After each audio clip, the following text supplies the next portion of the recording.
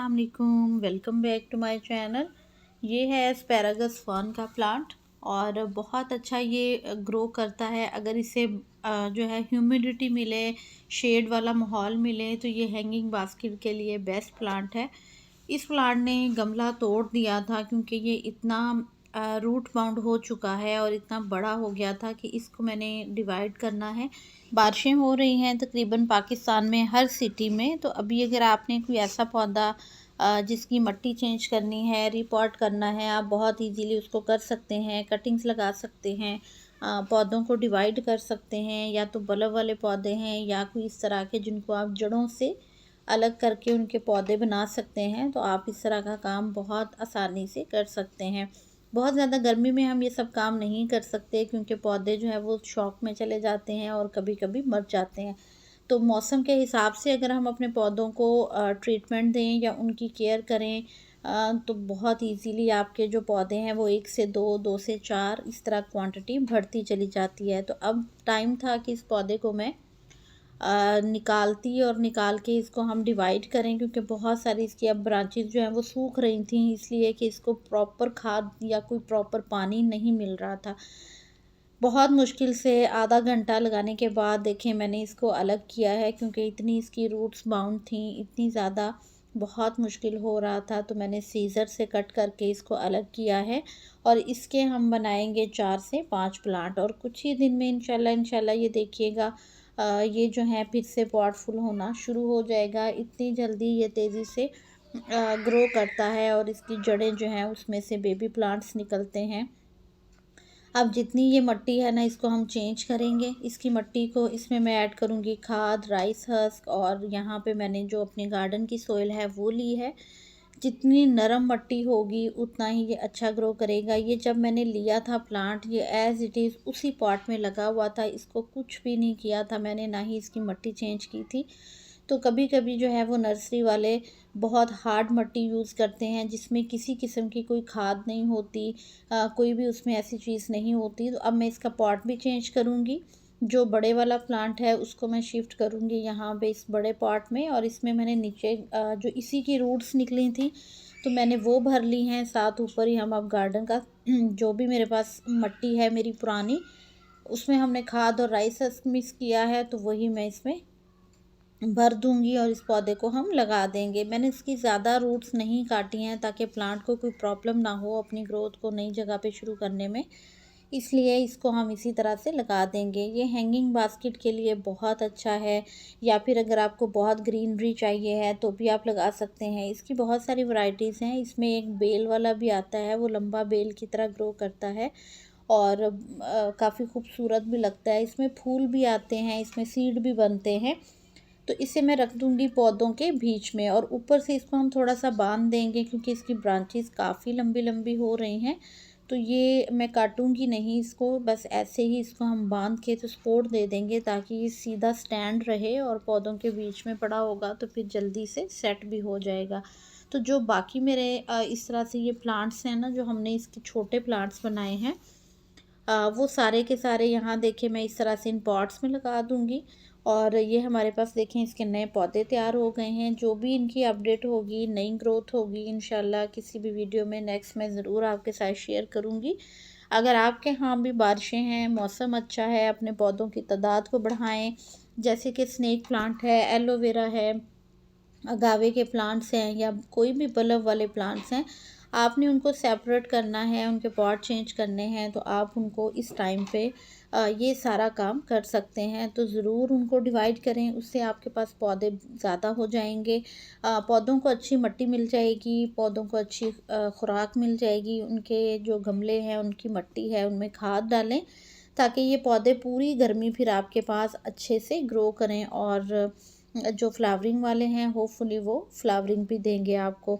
तो इसके साथ साथ मैंने जो हमारे पास नारायण लिली है ना, पर्पल वाला, उसके भी पॉट्स मैंने चेंज किए थे। जो नारायण लिली है ना, वाइट वाला और पर्पल वाला, जिसमें कि बहुत प्यारा सा लाइट पिंक कलर का फ्लावर आता है, और जो वाइट वाला है उसमें रेड फ्लावर आता है, उसके बल्ब्स भी अवेलेबल हैं, अगर किसी को बाय करने हो आप कर सकते हैं। ये है डॉलर प्लांट, इसके भी कुछ प्लांट्स रेडी हैं, अगर आप में से कोई चाहे तो आप बाय कर सकते हैं। बहुत जल्दी ये ग्रो होता है और बहुत ज़्यादा पानी को पसंद करने वाला पौधा है। तो अभी बारिश का टाइम है, आप इसे लगाइए। एक छोटी सी भी इसकी कटिंग लेंगे आप, उसको लगाएंगे तो ये दिनों में आपके गमले को भर देगा। इसलिए इसको आप जितने भी बड़े पॉट में लगाएंगे ना, आप खुद ही देखेंगे कि ये फैलता चला जाएगा और ये आपके गमले को ये भर देगा। और इतनी इसकी तेज़ ग्रोथ होती है बारिशों में, बहुत अच्छा लगता है। और मैंने काफ़ी पॉट्स में इसको जो है वो डिवाइड करके लगाया भी है, तो अभी आप इसको भी लगा सकते हैं। इसी तरह ये स्पाइडर के रनर्स थे जो कि मैंने यहाँ पॉट्स में लगा दिए हैं। और इंशाल्लाह जब ये थोड़े और ग्रो हो जाएंगे तो इनमें से भी रनर्स निकलेंगे और वो लटकते हुए काफ़ी खूबसूरत लगते हैं।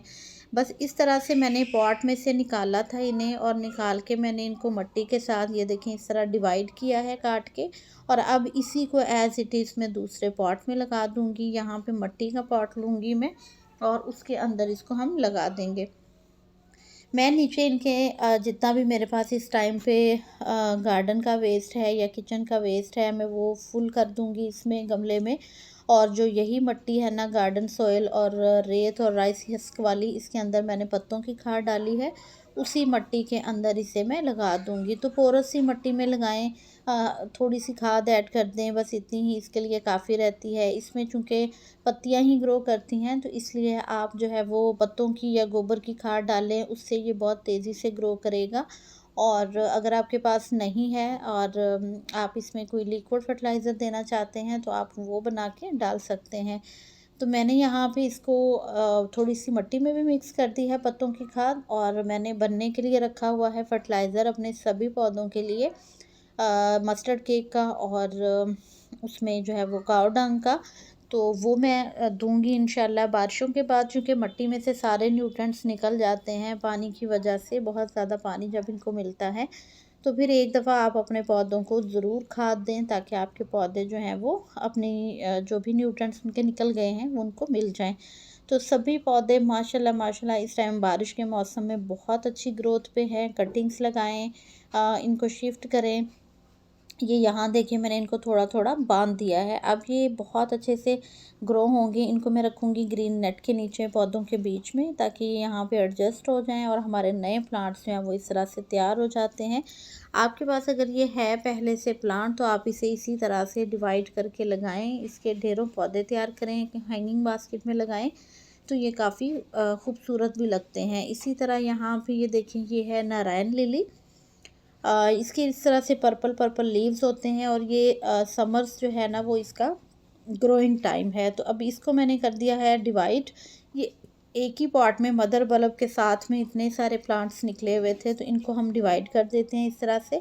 और डिवाइड करके इनको अलग अलग लगाएंगे ना, तो इनको एक तो ग्रोथ अच्छी होगी, बल्ब जो है वो मैच्योर होगा और फिर फ्लावरिंग भी करेगा। तो इसलिए मैंने इनको डिवाइड कर दिया है। इसके मेरे पास कुछ बल्ब अवेलेबल हैं, अगर किसी को चाहिए हो आप बाय कर सकते हैं।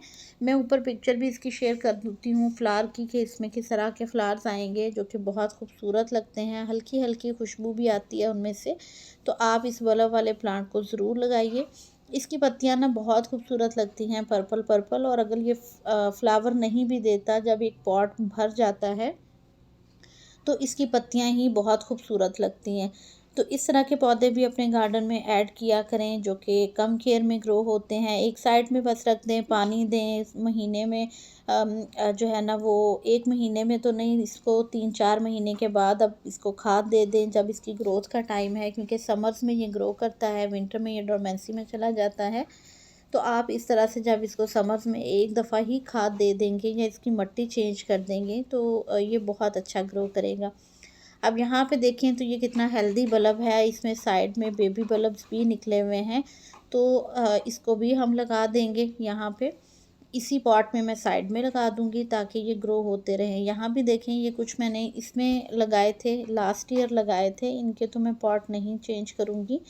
दूसरे जो थे एक ही पॉट में ज़्यादा, उनके मैंने चेंज कर दिए हैं। तो ज़रूर इन कलरफुल पौधों को भी ऐड कीजिएगा। किसी को कोई प्लांट चाहिए हो आप कांटेक्ट कर सकते हैं, नंबर में शेयर कर दूंगी आपको।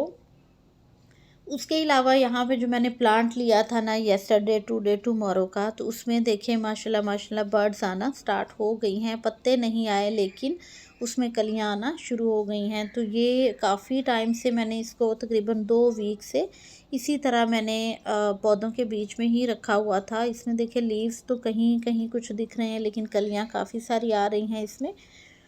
तो इसके लिए भी अब मैं बड़ा पॉट जो है वो जब फ्री होगा कोई तो उसको बड़े पॉट में शिफ्ट कर दूँगी। देखें बिल्कुल डंडियाँ सी हैं लेकिन डंडियों के ऊपर जो है वो बर्ड्स आना स्टार्ट हो चुकी हैं। तो इंशाल्लाह इसको भी बड़े पॉट में जगह देंगे ताकि ये अच्छे से ग्रो हो, और जब ये फ्लावरिंग देगा तो भी मैं अपडेट आपके साथ ज़रूर शेयर करूँगी। वीडियो अच्छा लगे तो उसे लाइक और शेयर ज़रूर किया करें। अपने रिव्यूज़ भी शेयर किया करें कि आपने प्लांट्स अगर बाय किए हैं तो आपका एक्सपीरियंस कैसा रहा। दुआ में याद रखिएगा। Keep gardening. अल्लाह हाफिज़।